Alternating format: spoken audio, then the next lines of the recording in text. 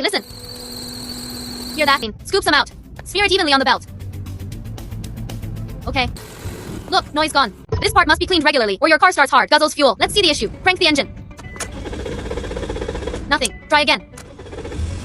C. Struggling to start. Do you know the reason? Let's go to the front. It. EGR valve. I suspect it's broken. Let's rip it out. Unplug the connector. Unscrew bolts. Okay, you can take it off now.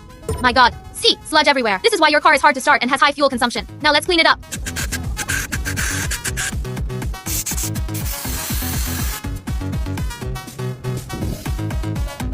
Done. Mount it back. Okay, installed. Now, oh my god. Here, this is it. It's called the intake air temperature sensor. I suspect it's faulty. Let's take it apart. Disconnect the connector. Okay, next we can take it out. Oh my god, there's so much sludge on this. The probe is blocked. This is why the car's exhaust pipe is smoking black. Let's clean it up. Next, let's install it back. Now it's installed.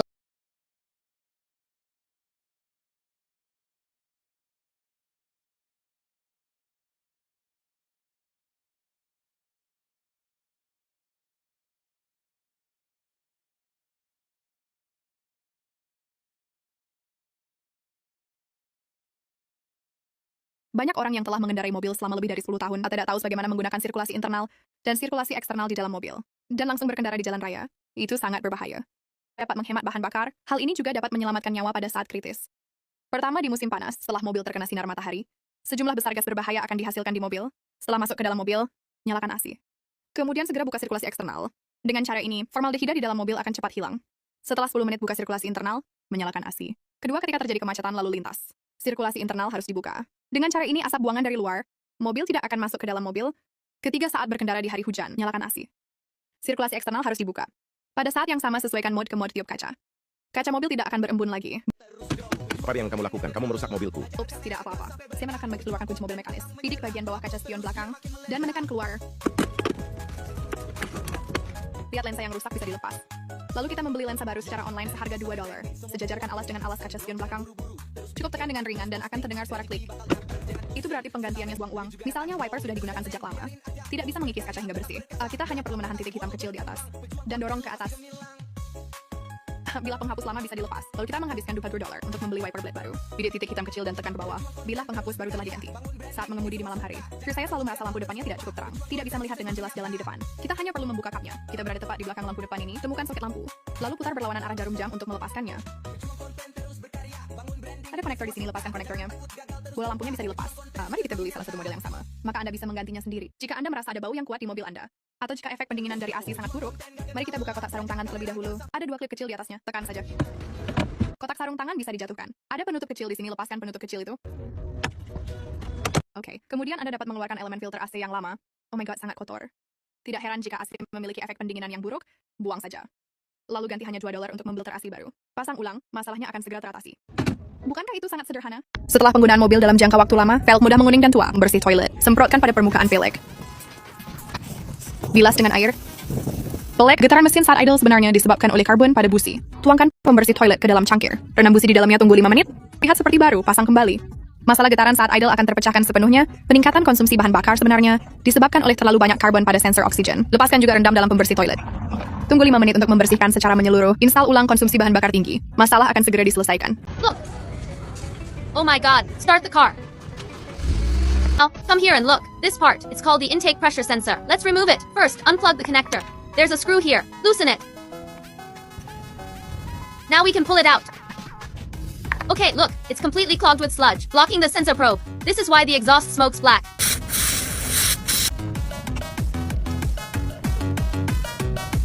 All set. Now look, no more black smoke. Mobilnya mogok di tengah jalan. Tak kira ada seorang pun yang membantu saya menderek truk ini. Saat ini saya membuka pintu mobil. Tarik sabuk pengaman ke posisi terpanjang. Tutup pintu mobil. Lalu taruh di bahumu. Dengan cara ini, kita bisa menggunakan semua kekuatan kita untuk mendorong kereta ini. Pada saat yang sama, tangan kanan dapat mengendalikan kemudi. Cara ini bahkan gadis kecil pun bisa mendorong mobil dengan mudah. Kedua, ketika kita membeli mobil, tarik sabuk pengaman ini sejauh mungkin. Periksa bagian bawah sabuk pengaman untuk melihat apakah ada tanda-tanda pasir atau jamur. Kalau ada berarti mobil ini mobil melepuh. Kamu tidak harus membelinya. Ketiga, ketika kita membeli mobil kita bisa mengeceknya. Tanggal produksi pada plat nama kendaraan. Jika tanggal produksi pada plat nama tidak sesuai dengan tanggal produksi pada sabuk pengaman, itu berarti mobil ini pernah mengalami kecelakaan serius. Jangan membelinya. Terakhir, ketika kita terjebak di dalam mobil dan tidak bisa keluar. Saat ini jangan khawatir, kita bisa mengambil sabuk pengaman kita. Gunakan sabuk pengaman untuk memukul celah jendela, memecahkan kaca darurat, menyelamatkan dirimu sendiri. Sebenarnya di kursi belakang akan ada tombol. Kursi belakang dapat dilipat hanya dengan satu klik. Lalu kita bisa naik ke bagasi. Di panel pintu bagasi, akan ada tombol darurat untuk keluar. Anda hanya perlu mengikuti arah panah di atas dan bergerak perlahan untuk melarikan diri. Seti mobil tidak bisa dimasukkan ke gigi. Jangan terburu-buru memanggil truk derek. Mari kita lepaskan penutup debu. Lihat ada tombol kuning di sini. Keluarkan kunci mobil dan membidik tombol kuning ini. Masukkan dengan cara ini. Anda dapat dengan mudah berpindah ke gigi tanpa menginjak rem saat mengemudi remnya blong. Jangan panik saat ini. Cukup tarik rem tangan elektronik, tahan selama 3 detik tanpa melepaskannya. Mobil akan berhenti dengan stabil. Setelah menggunakan mobil dalam waktu lama, layar akan macet saat ini. Kita hanya perlu menahan tombol menu dan tombol daya. Tahan selama 3 detik tanpa melepaskannya. Layar akan dipaksa untuk memulai ulang. Tampilan layar sekarang responsif. Sebagai mobil baru, kunci mobilnya sudah tidak pakai aki. Pintu mobil tidak bisa dibuka. Jangan cemas, lihatlah ke sini. Ada lubang kecil di bawah gagang pintu. Mengeluarkan kunci mekanis. Masukkan lubang kecil ini cungkil dengan hati-hati. Anda dapat melihat silinder kunci mekanis. Saya memasukkan kunci dengan memutarnya. Pintu mobil terbuka. Seti mobil tidak bisa dimasukkan ke gigi. Jangan terburu-buru memanggil truk derek. Mari kita lepaskan penutup debu. Lihat ada tombol kuning di sini. Keluarkan kunci mobil dan membidik tombol kuning ini. Masukkan dengan cara ini. Anda dapat dengan mudah berpindah ke gigi tanpa menginjak rem saat mengemudi remnya blong. Jangan panik saat ini. Cukup tarik rem tangan elektronik, tahan selama 3 detik tanpa melepaskannya. Mobil akan berhenti dengan rai di ruang mesin. Tanda plus adalah kutub positif. Tanda minus adalah kutub negatif. Ada sekrup di sisi negatif. Minta Thanos meminjam kunci Inggris untuk melonggarkan sekrup ini. Loloskan konektor di sebelahnya. Tunggu 10 detik. Dan kemudian pasang kembali lalu kencangkan sekrupnya. Oke, sekrupnya sudah dikencangkan. Selanjutnya saya akan menyalakan mobilnya dan lihat apakah lampu kesalahan padam. Jika lampu kesalahan padam teman, tolong ingat untuk menyalakan hati merah kecil di sebelah kanan. Untuk mendukung saya, mari kita hentikan. Start. Perhatikan dengan seksama.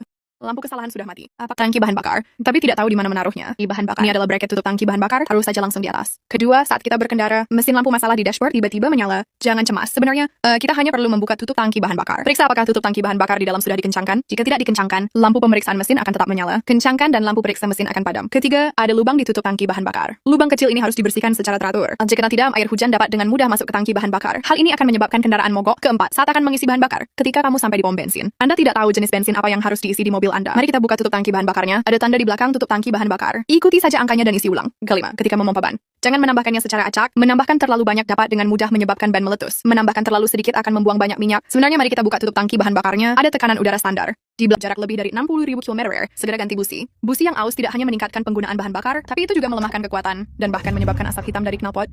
Jadi kamu harus ingat untuk mengganti busi setiap 60.000 km/detik. Kedua, sensor oksigen. Jika Anda tidak membersihkan sensor oksigen secara teratur, itu dilapisi dengan endapan karbon tebal yang meroketkan konsumsi bahan bakar. Tidak perlu menggantinya, pergilah ke dapur Anda. Ambil pembersih toilet, lepaskan sensor oksigen dan rendam dalam pembersih. Karbon akan terkelupas sepenuhnya.